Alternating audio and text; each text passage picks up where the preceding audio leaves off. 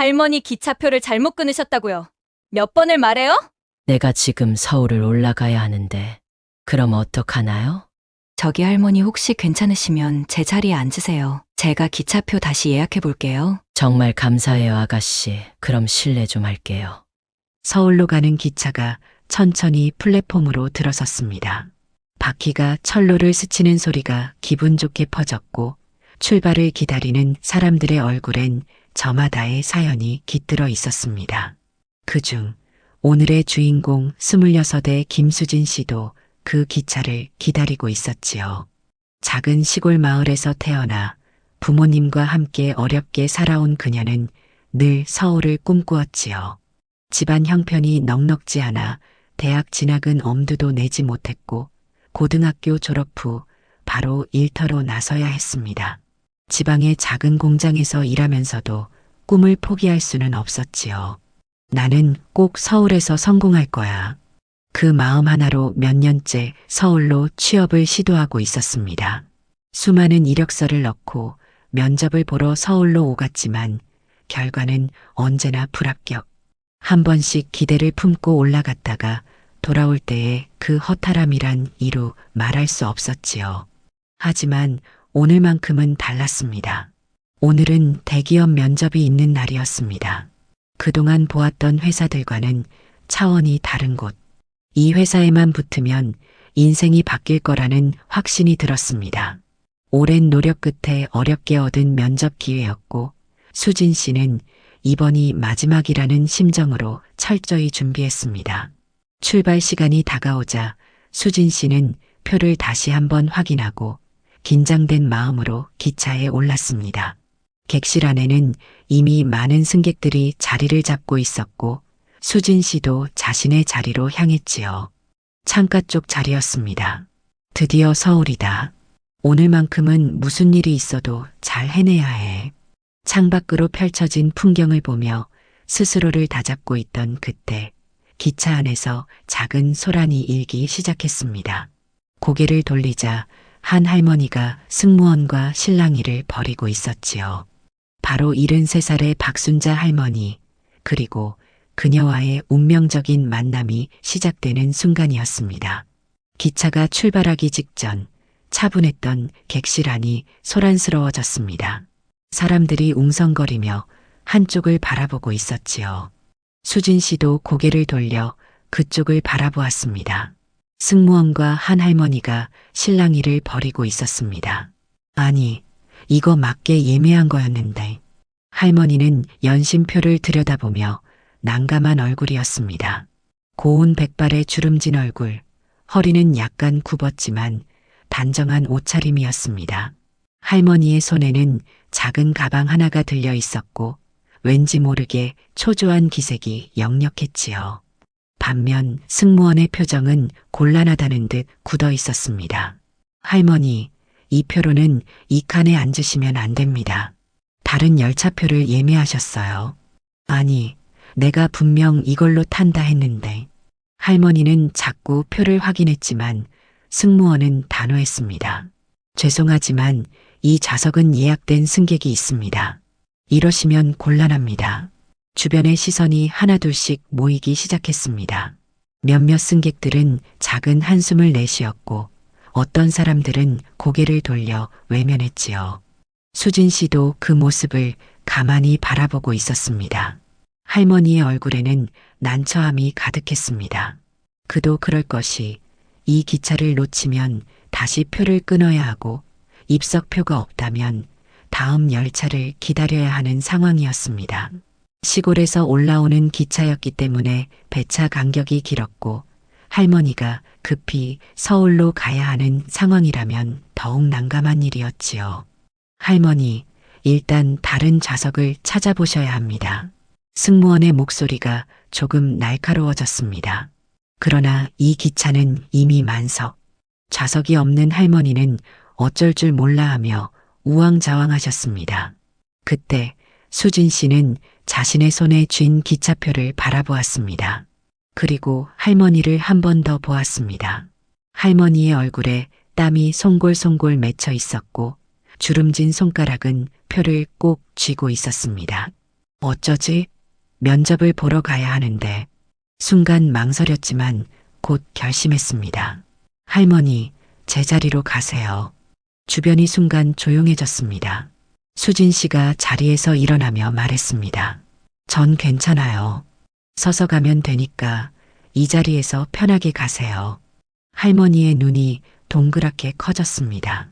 승무원도 놀란 듯 수진 씨를 바라보았지요. 아가씨, 정말 괜찮겠어? 네, 괜찮아요. 제가 표를 다시 확인해 볼게요. 할머니는 몇 번이고 미안하다고 말했지만 수진 씨는 괜찮다고 웃어 보였습니다. 그리고는 빠르게 휴대폰을 열어 기차표를 확인했습니다. 다행히 출발 직전 입석표가 하나 남아 있었습니다. 수진 씨는 서둘러 표를 예매했고 곧 할머니에게 말했습니다. 할머니, 편하게 앉아 가세요. 할머니는 눈시울을 붉히며 자리에 앉았고 기차는 이내 천천히 움직이기 시작했습니다. 그 누구도 몰랐습니다. 이 작은 배려가 수진 씨의 운명을 완전히 바꿀 것이라는 사실을. 기차가 출발한 뒤에도 박순자 할머니는 연신 뒤를 돌아보며 어쩔 줄 몰라 하셨습니다. 아무리 자리를 양보했다고 해도 젊은 사람이 장시간 서서 간다는 것이 마음에 걸리셨던 것이지요. 하지만 수진 씨는 오히려 괜찮다는 듯 밝게 웃어 보였습니다. 그도 그럴 것이 오늘 면접만 잘 보면 앞으로 이렇게 기차를 타고 서울을 오갈 일이 줄어들 테고 어쩌면 서울에서 자리 잡을 기회가 올지도 몰랐기 때문이었습니다. 그렇게 생각하니 입석이라도 아무렇지 않았습니다. 박순자 할머니는 한동안 주저하시더니 이내 조심스럽게 가방을 열어보자기를 풀었습니다. 그 속에서 정성스레 싼 밤빵이 나왔지요. 각 구운 듯 은은한 단내가 풍겼고 빵에는 어머니 손길 같은 따스함이 배어 있었습니다. 할머니는 그 빵을 조심스럽게 내밀며 말했습니다. 아가, 이거라도 받아주면 좋겠네. 우리 집에서 직접 만든 거야. 미안함이 가득 담긴 눈빛이었지만 그보다 더 깊은 정이 느껴지는 손길이었습니다. 수진 씨는 처음엔 사양하려 했지만 할머니의 간절한 표정을 보며 결국 빵을 받아들었습니다. 손바닥 위로 전해지는 따뜻한 온기가 마치 마음까지 녹이는 듯 했습니다. 기차는 부드럽게 레일 위를 따라 달렸고 창밖으로는 논밭과 작은 마을들이 빠르게 스쳐 지나갔습니다. 어느덧 두 사람은 자연스럽게 이야기를 나누기 시작했지요. 할머니는 작은 시골 마을에서 살고 있다고 했습니다. 평생을 그곳에서 살아왔고 지금은 조용히 쉬면서 지낸다고 하셨지요. 오늘은 볼 일이 있어 서울로 가는 길인데 기차표를 잘못 끊는 바람에 이런 일이 생겼다고 하셨습니다. 그 말에 수진 씨도 자신의 사정을 털어놓았습니다. 어릴 적부터 가정 형편이 좋지 않았던 것, 지방에서 힘들게 일하며 서울에서 성공하기 위해 여러 번 도전했던 것, 하지만 번번이 취업에 실패하고 다시 내려와야 했던 것, 그리고 오늘이야말로 인생을 바꿀 중요한 날이라는 것까지 말이지요. 할머니는 가만히 수진 씨의 이야기를 들으며 고개를 끄덕였습니다. 한참 동안 말없이 창밖을 바라보던 할머니는 이윽고 입을 열었습니다. 아가, 오늘 참 중요한 날이구나. 하지만 말이다. 사람의 운명이라는 게 꼭 우리가 계획한 대로만 흘러가지는 않더라고. 그 말에 수진 씨는 잠시 멍해졌습니다. 할머니가 무슨 뜻으로 그런 말을 했는지 정확히 알 수는 없었지만 이상하게도 그 말이 마음 한구석을 건드리는 느낌이었습니다. 그때까지만 해도 수진 씨는 그 말을 단순한 위로라고 생각했습니다. 기차는 어느덧 서울에 가까워지고 있었습니다. 창밖 풍경도 시골의 한적한 논밭에서 점차 높은 건물들이 빼곡한 도심 풍경으로 바뀌고 있었지요. 수진 씨는 창가에 기대어 있던 할머니를 바라보았습니다. 아까까지만 해도 기차표 문제로 걱정하던 모습이었는데 이제는 한결 편안한 얼굴이었습니다. 마치 오랜 세월을 지내온 사람만이 지을 수 있는 세상 모든 것을 담담하게 받아들이는 그런 표정이었지요. 기차는 서울역을 향해 천천히 속도를 줄였습니다. 객실 안승객들은 저마다 내릴 준비를 하느라 분주했고 수진 씨도 가방을 들고 서서히 출입문 쪽으로 이동했습니다. 이제부터가 진짜 중요한 순간이었습니다. 그동안 얼마나 기다려온 면접인가. 수없이 이력서를 넣고 어렵게 기회를 얻은 곳이었으니 여기서 실수할 수 없다는 생각뿐이었습니다. 하지만 긴장되는 마음 한편에는 여전히 할머니에 대한 걱정이 남아 있었습니다. 할머니는 연신 짐을 챙기며 주변을 두리번거리고 있었습니다. 그러다 기차가 멈추자마자 문이 열렸고 승객들이 하나둘씩 내리기 시작했습니다. 수진 씨도 할머니를 도와드리며 함께 내렸지요. 그런데 기차에서 내리는 순간 평소와는 다른 광경이 눈에 들어왔습니다. 서울역 출구 근처에 검은 정장을 깔끔하게 차려입은 남성들이 서 있었던 것입니다. 보통 기차역에서 볼 수 있는 평범한 모습이 아니었기에 자연스레 그들에게 시선이 갔지요. 남성들은 주변을 살피는 듯 보였지만 이내 수진 씨와 함께 내리는 할머니를 보자 빠르게 다가왔습니다. 그리고는 지체 없이 할머니의 짐을 받아들었습니다. 수진 씨는 순간 당황했습니다. 그저 평범한 시골 할머니라고 생각했는데 마치 VIP를 모시는 듯한 분위기였습니다. 그 중에서도 한 남성이 유독 깍듯한 태도로 다가와 말했습니다. 어머니, 오래 기다리셨습니다. 순간 수진 씨는 믿기지 않는 표정으로 할머니를 바라보았습니다. 지금 저 남성이 뭐라고 했지? 어머니? 그제야 할머니는 빙그레 미소를 지으며 말했다. 그래, 오랜만이구나. 그제야 수진 씨는 이 모든 상황을 이해할 수 있었습니다. 할머니는 단순한 시골 할머니가 아니었습니다. 그 남성은 다름 아닌 할머니의 아들이었고 그가 이끄는 사람들은 모두 할머니를 모시기 위해 나온 직원들이었던 것입니다. 그런데 더 놀라운 일이 있었습니다. 할머니가 가볍게 손짓하자 그 정장을 입은 남성들 중 한 명이 다가왔습니다. 그 남성은 할머니의 아들로 보였고 단순한 경호원이나 직원이 아니라 이 조직을 이끄는 사람 같은 느낌이었습니다. 그리고 그 순간 할머니가 조용히 입을 열었습니다. 아가, 오늘이 면접 날이라 했지? 할머니의 말이 끝나자마자 수진 씨의 심장이 크게 뛰었습니다. 설마 이게 무슨 뜻이지? 그 순간 할머니가 덧붙였습니다. 우리 회사에 면접 보러 간다고 했지? 수진 씨는 얼어붙은 채 할머니를 바라보았습니다. 무슨 말인지 정확히 이해하지 못했지만 할머니의 입에서 우리 회사라는 말이 나온 순간 머릿속이 복잡해졌습니다. 방금까지도 긴장하며 준비하던 면접, 그 회사가 설마. 그때 할머니의 아들이 조용히 입을 열었습니다. 어머니, 혹시. 그러자 할머니는 빙긋 웃으며 아들에게 말했습니다. 이 아가 기차에서 내 옆자리에서 왔는데 참 착한 아이라네. 그리고 우연인지 필연인지 우리 회사에 면접 보러 간다고 하더구나. 순간 수진 씨는 그 자리에서 숨이 멎을 것 같았습니다. 그동안 온 힘을 다해 준비했던 면접이 노력 끝에 겨우겨우 기회를 잡았다고 생각했던 그 회사가 바로 박순자 할머니가 세운 회사였던 것입니다. 그야말로 믿을 수 없는 우연이었고 이 만남이 단순한 우연이라고 하기엔 너무나도 극적이었지요. 수진 씨는 충격에 말을 잇지 못했습니다. 할머니는 마치 모든 걸 다 알고 있었다는 듯이 미소를 지으며 말했습니다. 아가, 세상 일이란 게 참 신기하지 않나? 그 말이 끝나는 순간 수진 씨의 인생이 완전히 달라지기 시작하고 있었습니다. 할머니는 단순한 회사의 창립자가 아니었습니다. 그 회사를 한 손으로 일구어낸 사람, 그리고 이제는 아들에게 경영을 맡기고 뒤에서 조용히 지켜보는 사람이었지요. 그런 할머니 앞에서 수진 씨는 자신이 겪어온 어려움을 솔직하게 털어놓았고 꿈을 위해 포기하지 않았던 이야기까지 모두 들려주었습니다.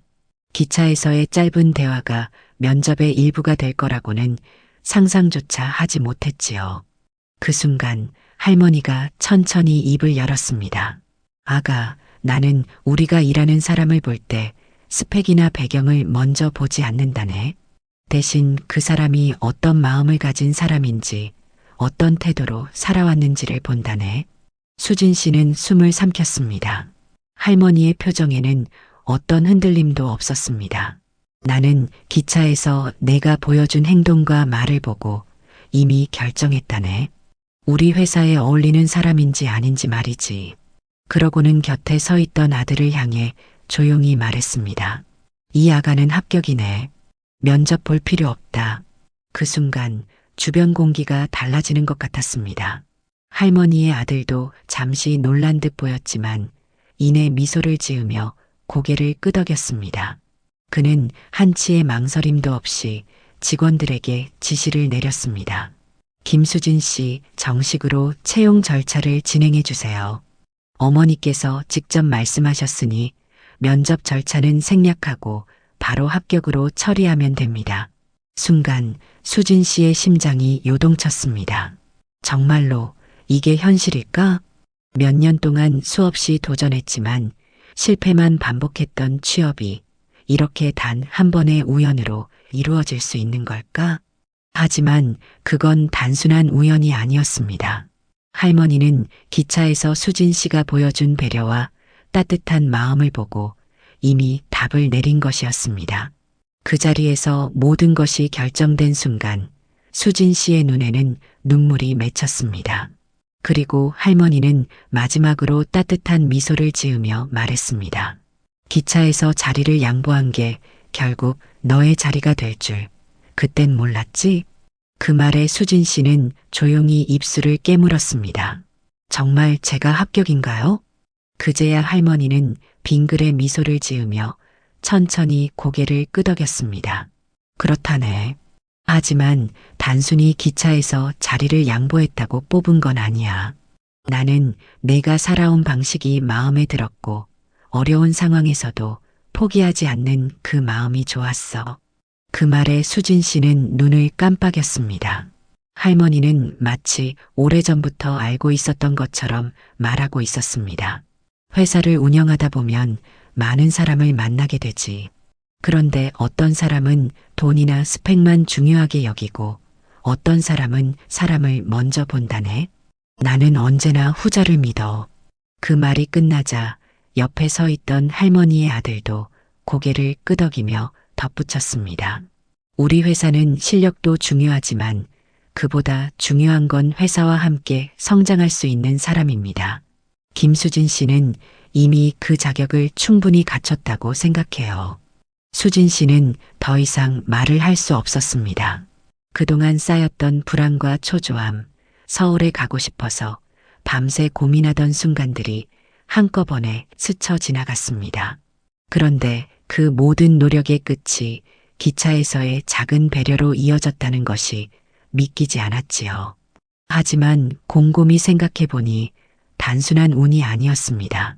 그동안 포기하지 않고 노력해왔기 때문에 기회가 찾아왔던 것이고 할머니는 그 모습을 기차 안에서 자연스럽게 확인했을 뿐이었습니다. 마치 운명처럼 말이지요. 그제야 수진 씨의 얼굴에 조용히 미소가 번졌습니다. 할머니가 마지막으로 덧붙였습니다. 이제부터는 정말 내가 하고 싶은 일을 해보렴. 그리고 한 가지 꼭 기억해야 할 게 있어. 수진 씨는 할머니를 바라보았습니다. 할머니의 눈빛은 온화했지만 그 속엔 깊은 의미가 담겨 있었습니다. 오늘 내가 베푼 작은 선행이 내 인생을 바꾼 것처럼 언젠가 너도 누군가에게 기회를 줄 수 있는 사람이 되어야 한다네. 그 말에 수진 씨는 천천히 고개를 끄덕였습니다. 불과 하루 전까지만 해도 서울은 자신에게 너무나 먼 곳이었습니다. 취업을 꿈꾸며 수없이 도전했지만 번번이 실패했고 그럴 때마다 이 도시가 너무 차갑고 멀게만 느껴졌습니다. 하지만 지금 서울은 더 이상 낯선 곳이 아니었습니다. 이제는 자신이 새롭게 시작할 곳, 그리고 꿈을 펼칠 곳이었지요. 할머니 덕분에 회사의 숙소에서 머물 수 있게 되었고, 출근 첫날부터 모든 것이 순조롭게 진행되었습니다.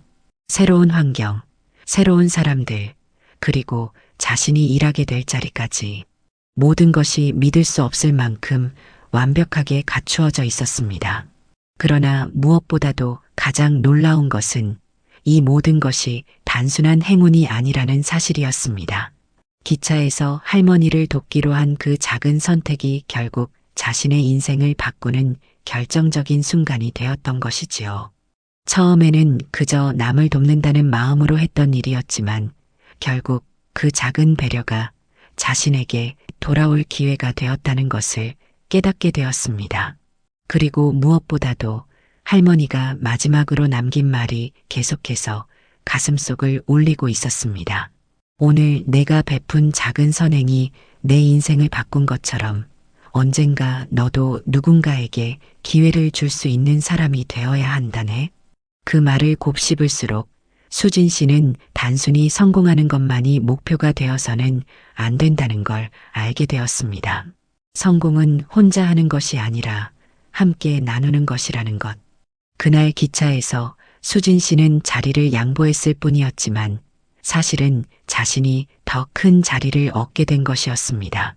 그리고 언젠가는 자신도 누군가에게 이런 기회를 줄 수 있는 사람이 되리라 다짐했습니다. 그렇게 한 사람의 작은 배려가 또 다른 기회를 만들고 그것이 다시 누군가의 인생을 바꾸는 계기가 되는 것. 그것이 바로 삶이 만들어내는 기적 같은 일이 아니겠습니까? 그리고 그 기적은 오늘도 어딘가에서 누군가의 작은 배려로 시작되고 있을지도 모릅니다.